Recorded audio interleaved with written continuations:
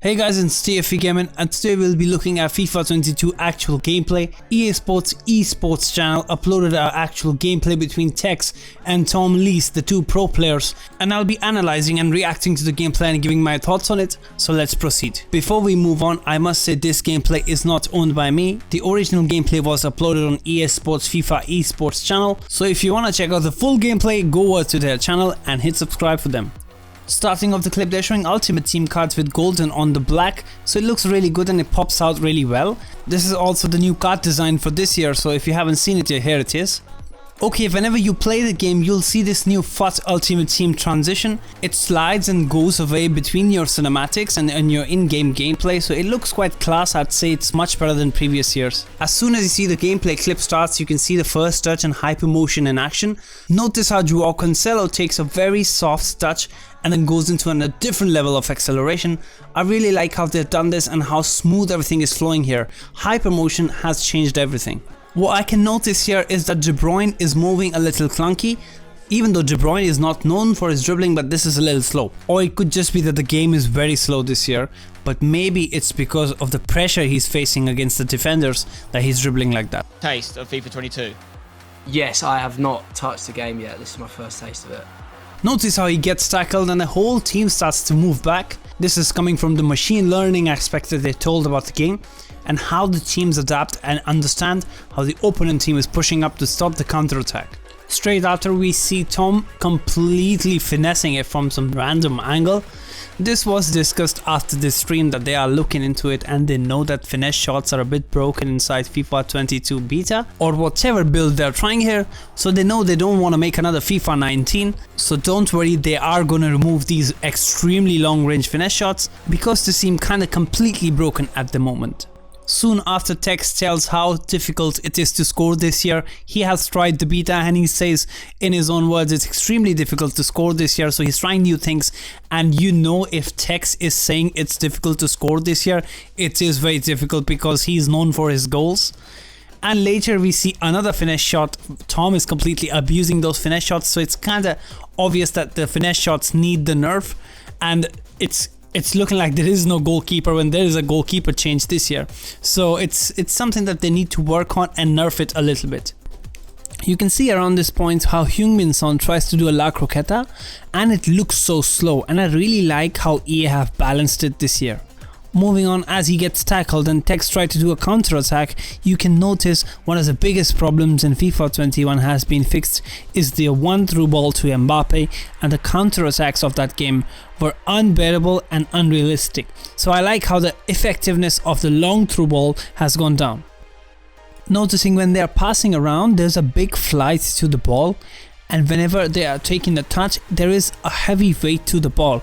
If you look closely, the ball is moving very differently and it's like heavier this year and it feels way more slower than last year.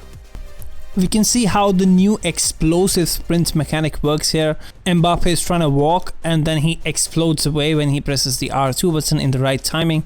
This is exactly what I explained last week, that you can't press your explosive sprint R2 triggers too early or too late, because if you don't time it right, the defenders can use them as well and you can't get past them. So remember, if you press the R2 button while walking, you have to do it correctly so that you get an extra bit of pace. Here we can see Tex trying those long balls and the new ball physics, and you can completely see how rapid the ball is when applied more pressure and how slow it was in the previous instances. But when he gets into the box, he tries some space and takes a shot, and you see how the goalkeepers have changed and the way he saves it and doesn't rebound out. He takes the ball and then puts it behind him so that it's much safer and it's a corner kick instead of a rebound goal, which was very frustrating in the past years. If you hear the pros talking about in this clip, they are noticing how the movement of the goalkeeper has changed. I mean the user controlled movements, not the automatic movement. So if you're moving the goalkeeper pressing your R3 button, he is way faster this year and is gonna move up down a lot faster, and it's very difficult to take a shot if you're playing with other people's minds. So take that into account, the goalkeeper movement is back. Anyways, talking about the gameplay, finally, here are some thoughts that I have. The game is way slower and smoother because of Hypermotion, and the way Hypermotion has influenced the game is that you can feel that it doesn't feel clunky when playing the game, and we have seen in the past how the FIFA franchise is quite clunky, but Hypermotion is the next leap that helps it to perform much better. The other thing I'll say is that the ball has seen a lot of changes, and the way it moves is never seen before in any FIFA franchise. You will feel it once you play it, that you have to put so much power in your passing and so much power in your shooting that you'll feel how heavy it has become when you're trying to move around the pitch. Another thing I'll add is the goalkeepers. Even though the 2 finesse shots flew in, the goalkeepers are still decent this year. They save in a very sophisticated way, and no rebounds or stupid things happen generally. And lastly, I'll say that I'm noticing that the dribbling is still a little clunky, and the agility and balance meta from FIFA 20 can return and might prevail this year. That's my prediction. The AI on the other hand looks quite solid. The defensive shape is much better, it's actually the best ever, and I feel ML flow has influenced the way players move around the pitch. I feel like it has been coming, it's 2021, and I really want the way players move in real life should be replicated inside FIFA, and we can finally see it because the players in this game move very nicely when you're not controlling them, so that's a very good point. Now, when talking about the movement of players on the pitch due to ML flow, it can be controlled the way you want as well with the new tactical options. The first change I notice here is that it's divided in 2 headings, that's chance creation and build-up play, so you can completely customize the way you want to attack even throughout the build-up play and in the last sectors of your chance creation. So I really like the way they have handled tactics this year.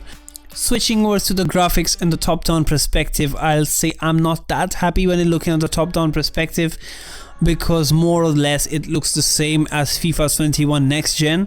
The only thing I've noticed here is that they've changed the saturation of the pitch, so it's more saturated and it's like slightly yellowish in the days but like slightly bluish in the night scenes. So yes, the saturation of the pitch has changed, but I haven't seen anything else changing inside the game. When listening to the stream, you'll see text talk about how they have fixed the player lock feature. If some of you remember, last year they added the player lock feature. Not many people used it because firstly it was quite bugged, secondly it was quite difficult to use, but this year they are promising that they have fixed it and it's quite smooth, and Text used it in the video a lot, and you can see how he used the other player and he became that player and then passed it around and then passed it back. So it's really good for the 1-2 situations that you want to do yourself, and the AI controls your current team while you can be a player lock. Alright guys, thanks for watching this video. Make sure you like, subscribe and comment, and if you want to watch the whole thing, it's uploaded on the FIFA esports channel, and drop them a subscribe as they might be uploading more of these. So yeah, goodbye, peace.